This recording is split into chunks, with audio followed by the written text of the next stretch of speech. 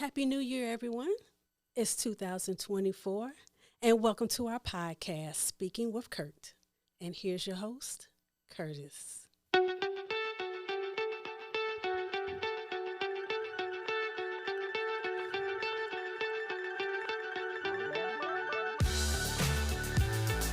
Yes. Welcome back, everybody. I've been out. I got a new station. I got a new channel. It's 2024. I wanted to kick it off. I didn't want to wait too long. First of the year, everybody's getting to the studio. I want to give a shout out to the studio where we're at and Sacred Stone Studio here in Houston, Texas. They opened up the doors to us. It's a good buddy of mine. This is a beautiful place. So if you want to do a podcast, you want to get your YouTube channel going, come on down to Sacred Stone Studios here off Emancipation. They got some good people here. It's a beautiful place. Welcome to Kurt, Speaking Kurt with Kurt. I'm your host, Kurt. As you heard the introduction from my beautiful voice, thank you very much for that. We're starting things off 2024, and I'm a little nervous. I have so many topics to talk about. I have an interview we're doing today to kick it off. We're going to kick it off right.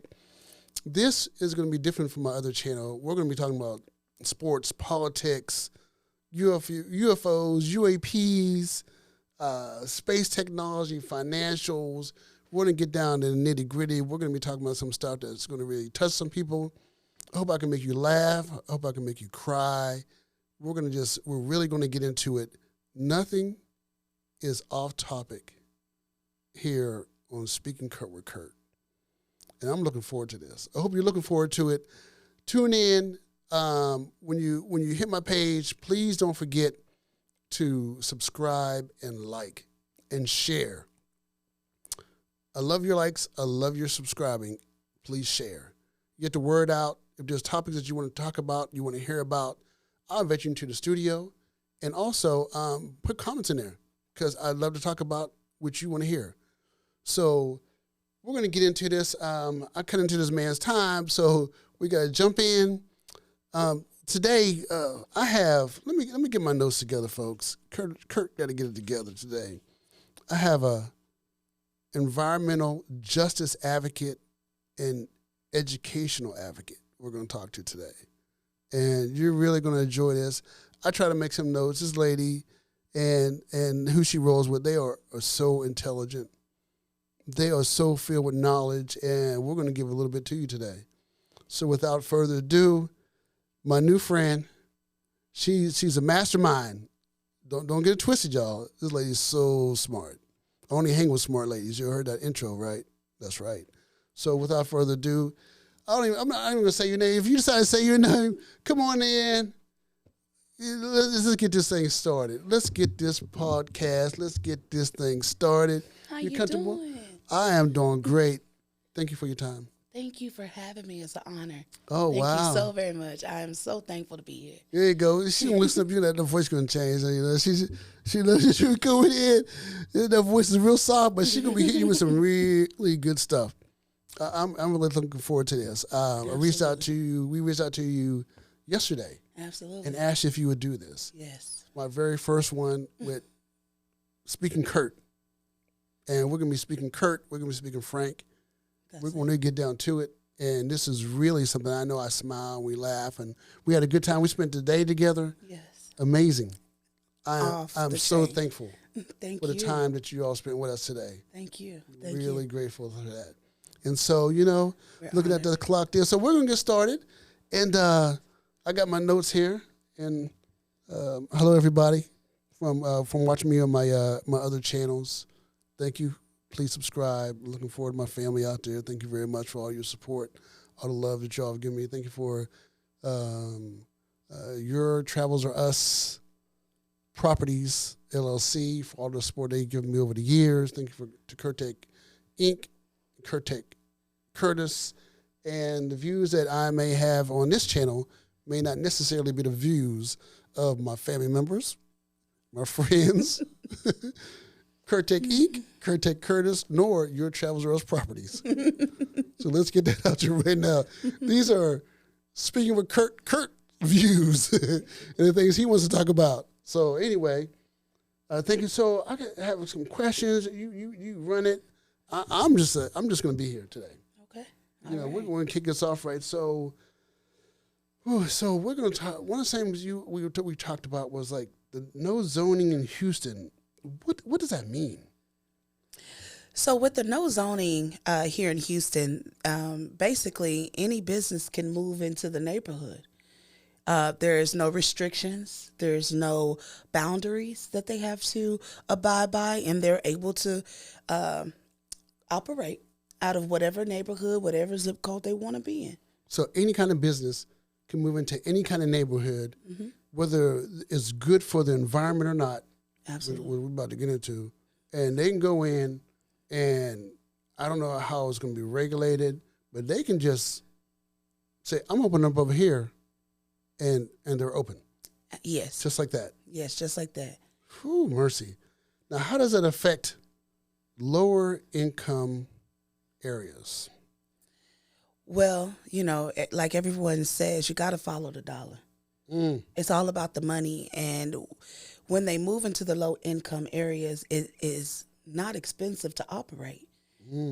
But the long-term effect of it is the exposure, the long-term exposure that these businesses are causing to the neighborhoods that they are neighboring. And, in the different neighborhoods in the area where I'm from or the area where I reside, shout out City Gas, shout out Fifth Ward, Liberty Road, to be exact. Yes. We have, some bad actors. And unfortunately for the people that live there, they really don't care about our long-term exposure. And that is what's causing a lot of the damage, the problems, health issues, bad breathing, bad air.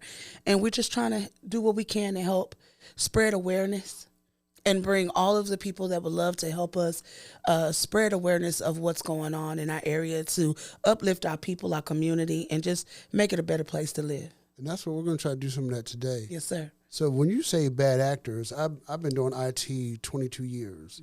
And that's one of the key words that we use, bad actors. We're talking about people sending viruses, people trying to hack into stuff, people trying to contaminate, your access to the internet.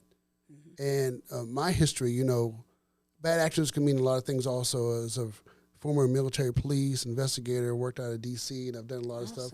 We can get into that too, all the things I've done that, you may or may not know. Now I'm just a computer guy, and I do not work for, which camera's on? I don't work for anybody. Just a computer guy, so, that's all I do. So anyway, so, I have a lot of history, so I can understand when you say bad actors, but in what context do you mean when you say bad actors? Just people that are not friendly to the environment. Their businesses are not conducive to healthy living. I mean, it's not a crime to want clean air. It's not a crime to want clean soil in your neighborhood. And, unfortunately, for a lot of people that have, resided here in Houston, we were affected by Harvey. And till this day, we still don't know all of the effects of how runoff soil and runoff water has been causing all of these additional health problems in our neighborhoods and in our areas. So when we say bad actors, it's the chemical plants, it's the concrete batches, it's the 18-wheelers that come through and destroy our streets. It's the people that are putting, hazardous waste and material in our air right next to our hospitals. LBJ, Benton. I can go on and on as far as, some of the work that we do, and we advocate for the people that are either scared or don't know what to do or know what steps to take to fight. And that's interesting. You're right, because a lot of people, they don't know what steps to take. They don't know where to go. They don't know if they can call their city council person. Right. They don't have phone numbers, emails, and a lot of people may not have access to get to these locations to report something. And if they report it, somebody the gatekeepers may turn them away, right, and make gaslight, or make them seem like nothing's going on, or we're looking into it, and then nothing happened from there. So what we've done in our area, in our neighborhood, thank you so much for the people in Fifth Ward that are leading this initiative is that we are banding together as neighbors. We're banding together as nonprofit organizations, just getting organized amongst each other, and then getting signatures, starting petitions, showing up to city council, showing up to city hall on Tuesdays where they take open comments from the public. And the more we show up and the more we show out, the more they are having to acknowledge that there's a problem. Tuesdays where? Tuesdays at City Hall, downtown on Bagby Street. On Bagby Street. On Bagby Street. At what time about? Get there by 9 o'clock, 9 a.m. 9 a.m. Parking Tuesdays. is free. Parking is free. Parking is free. Amazing. Now, that's information that needed to get out. Yes, sir. Right there. Yes, sir. You don't have to call me sir. You in the South, all due respect. We've been friends for a day now. We're good. Yes, sir. So you disposing of contaminants, you said 18-wheelers coming by. So when I hear this we talk about disposing of contaminants in the soil in people's yards, you know, children are playing, you walking through your yard to get inside your house. Absolutely. Absolutely. And people don't really realize how much we are exposed, and it's the long-term exposure that we want to see the effects of. It's the long-term exposure that we want these bad actors to take responsibility for and to help us have a healthier and cleaner life. It's not a crime to want clean air. It's not a crime to want clean soil for you to be able to grow vegetables in your yard. Right now, on the street that I live on in my neighborhood in City Gas, we can't even grow fruits and vegetables just because we're worried, concerned, or afraid that we may be growing contaminant foods and feeding them to our families. Right. Not including that we don't have really good grocery store chains and supplies in our area. Wow. So we're just calling out for the people that want to see our neighborhood do better, or the investors that can come and enrich our neighborhood with resources that we need, better health care, better access for the people that don't have transportation, better access to food. That, I mean, it's amazing. That alone, access to food, I mean, clean food, good food.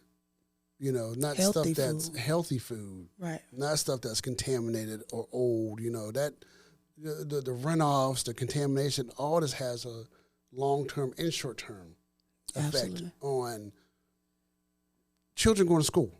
Absolutely. And being able to pay attention, to learn, so they can get out and make a change. And it's their cognitive being. We don't realize that our cognitive understanding plays a major part in our growth and our development. We wonder why kids can't pay attention in school or why they're falling asleep in the desk. It's because they're not nurtured. They're not nutrition. The only meal that they're getting that's decent is at school. And if the school is in a contaminated area and they're drinking out of contaminated water fountains, we have a problem. Houston, we have a problem. And it's not just my neighborhood, City Gas. It's not just my neighborhood, Liberty Road and Fifth Ward, but it's all of them. The ones on MLK, the South Side, South Park. We all have our own different struggles, but it's the same struggle when it comes to the income in our areas. Wow, amazing. You know, I have notes here, and you're covering everything, and it's kind of heartbreaking to hear some of this stuff. It is. And hearing that, you know, people may not be able to make a change. I know we can sit here and say there's steps. You know, we both drove in, you know, we both had, you know, hooked up today and had a good time and talked and ate and stuff like that. But everybody just can't do that. I know there's steps. Absolutely. To bring awareness, which we're sitting here now. Absolutely. Hoping we're trying to bring about some type of awareness to not just those communities, but other communities that what I want to say is people who have the resources, who can come in and help these type neighborhoods to come in and help these neighborhoods. Right. Because every year there's companies out there who have money. They need to spend this money towards the end of the year or they're going to lose it. Right. Some of that money can come to to our neighborhoods. But the main thing that we need is unity amongst the community members. When you say what can we do as a community member, you can show up to your super neighborhood meetings. You can show up to some of your civic club meetings. You can show up to some of the organizations, nonprofit organizations that are helping. NAC here in Houston is a major one that I'm a part of. I support them all the step of the way. They were created when Harvey was here and we could get no help. We were flooded in. So neighbors helping neighbors, we band together to survive during one of the most turmoil devastations Houston has seen. And from there, it's just been an ongoing working battle. Like I said, voting isn't the only way that you can go and show your support. Just going when your council member comes to certain recreation centers or when they're having something in the park, show up and show out. Yes. And not only just go for the free stuff, go for the information. Yes. Go to give your opinion on what you've experienced.